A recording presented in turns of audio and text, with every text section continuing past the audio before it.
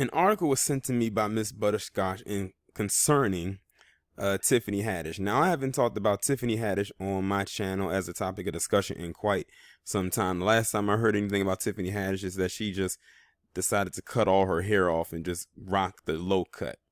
But she recently just did a podcasting with Carmelo Anthony, and I didn't even know he had a podcast, but nowadays, who doesn't have a podcast? And what she revealed and what makes her afraid to have a child. Now, mind you, Tiffany Haddish is currently 40 years old. If y'all didn't also know, at one time she was married, and I think that was before she blew up or anything like that. But she basically revealed why she's afraid to have children. And I have to piggyback off of what Ms. Butterscotch said. She basically told half truths. Basically, she told half of a truth and another half of it had to be in some kind of an embellishment, leaning more toward a lie. So I'm going to go ahead and read this article that's coming from Good Morning America, and you'll find out what she said. Tiffany Haddish tearfully revealed on Monday the reason why she doesn't have any children, and it's due to her fears about racism. The Like a Boss star, age 40, spoke about her decision when talking with Carmelo Anthony on his podcast, What's in Your Glass. When discussing how she is frequently dodging questions about when she'll have a baby, Haddish became emotional. There's a part of me that would like to do that, and I always make up these excuses like, oh, I need $1 million in the bank before I do that. I need this, I need that, she said. But really, it's like I would hate to give birth to someone that looks like me and then knowing that they're going to be hunted and killed. She says she's afraid to give birth to a child that looks like her. Let's pause on that part right there. In other words, what she's basically saying is that she wants to have a child with someone who's not black.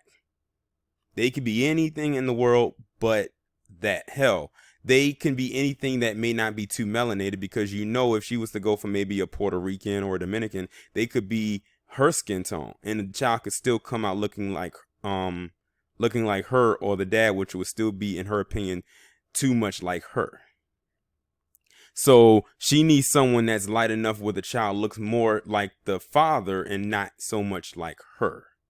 Like someone who's light, like maybe a Steph Curry, a Mariah Carey, someone who they got to squint to see if they are, if they aren't. But at the end of the day, Tiffany, if they find out that's your child, they're going to know anyway. I mean, come on. That was a very crazy, wild statement to make. But what's so interesting is that she's not the only person I've ever heard make statements like that. Where they say that they don't want the child to look like them. She's already cursing the child before the child gets here, if she even has a child. And who's to say she's even going to have children? Because she's knocking on that danger area of having, childbirth, where it's risky for her. She would have what you consider a high risk pregnancy, because she's in that area, in that gray area where you have to be extra careful at your age. Not saying that it's impossible, because women have done it, but like they call it a high risk pregnancy for a reason. It's not like their bodies are made at that point to continue pushing out children at that age, opposed if she was, say, 20. So and to me, it almost seems like she's sending a dog whistle out there to any man who is not black to come and put a child inside her. I'm like this, Tiffany, as wild as she continues to live her life and as out there as she is, maybe she needs to go visit a clinic. If it comes down to it, go to a sperm bank and see if that's what she can find. The next part she says is because I'm afraid that they will be hunted or killed. That's a very out there statement to put on a child that you don't even have yet. And I know, like, in this climate, many are scared and fearful of what could happen to possibly their children, especially if they give birth to boys, when it comes to how, these terrorists are in the system in which they live. But for her to sit out there and to be honest, I think she's really only making that as an excuse. I think she's using that as a cover to basically say, look, if you are anything else but black or heavily melanated, please come put a child in me. That's basically what it sounds like, what she's saying to me. That's what it sounds like. It could be something to somebody else, but to me, that's what she's saying. Is that she also says she watched her friends be slaughtered by the police when she was 13 and 14 years old. She added that's why she has a deep understanding of what George Floyd's family is going through, because she too felt powerless to save her friends that was in police custody. Now she's calling for change. White people don't have to think about that, Haddish explained. It's time to talk about that and how we have to come together as a community and work as a unit. Maybe we don't all agree on the same things, but we need to find some common ground. The Emmy winner also noted that such conversations won't be easy, but they need to happen in order to move forward as human beings.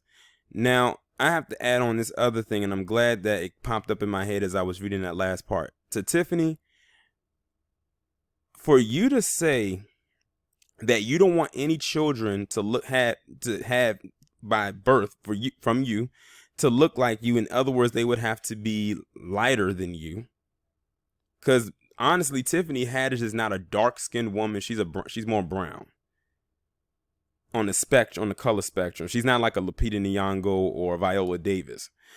So for her to say that she wants a child that doesn't look like her, clearly the child has to be light, probably damn near white, to the point where you got to find out what they are. But Tiffany, don't think because if you have a child that's really light that you can't really distinguish who they are unless you really know your features or you see their parents. Don't think that they will be absolved from racism or, being brutalized by these terroristic cops out here. That's one thing we as black people got to get through our head. Don't think just because, and this is mainly towards to the black people who are of a lighter hue. Don't think just because you are lighter than a George Floyd or Breonna Taylor or Rayshard Brooks or any of the heavily melanated people who have lost their lives to brutality and injustice, that the same cannot happen for you. Because there are some people who are black who have gotten killed by these terrorists who are light skinned. I'll never forget when a couple years ago, when I was on Facebook and someone tried to add me into this group, and I was looking around, okay, and I'm looking, and then I realized what kind of group it was. It was a group about quote unquote biracial pride. It wasn't called that, but that's basically what it was. And I had got into a back and forth with like the organizer of the group, and he was just basically telling me how biracial people aren't black, they're mixed, they're not this, they're not that. And one thing that got me outside of him just saying that is that they, because of them being biracial or mixed, that they don't face police brutality much like those who are black or someone who looks like myself. At that point, I ended the conversation and just got out of the group. I don't even know how the hell I even got in the group, but that was nothing but self-hate in the first place. I wonder where they stand at to this day, because this was, when I saw this group, this was back during when Obama was in office during his first term.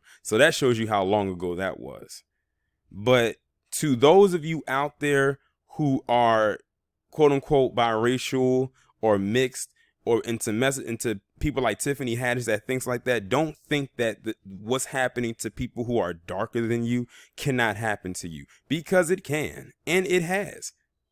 Just because it's not broadcasted all over the place doesn't mean it's happening. I mean, look at how long it took for us to find out about Ahmaud Arbery and Breonna Taylor and Elijah McClain and a host of other black people who have lost their lives. Yours is probably in the bunch somewhere. We just don't know because mainstream media ain't going to talk about it. And to Tiffany Haddish, again, just because you want to have a child that does not look like you does not mean they will not face racism. And also don't think that because you're a celebrity that your child won't face racism either. And also, as a celebrity, don't think you won't face racism at all. How many times have we heard about celebrities, black celebrities who make millions of dollars doing what they love in their craft, and they still face racism from in and outside of the industry? Or even their children. Look at Taraji P. Henson. She had to pull her son out of a school in California and send him to Howard University because of some discrimination that was happening with him there. Now, I don't know, it was kind of fuzzy because they tried to say it was more, it was over exaggerated, but she wasn't really taking the risk and she did it anyway. So, yeah, Tiffany, I question is this really about racism, quote unquote, or is it because you want and have the desire to have a child that you think is going to have a leg up or have a better chance because they don't look like the aesthetic black person?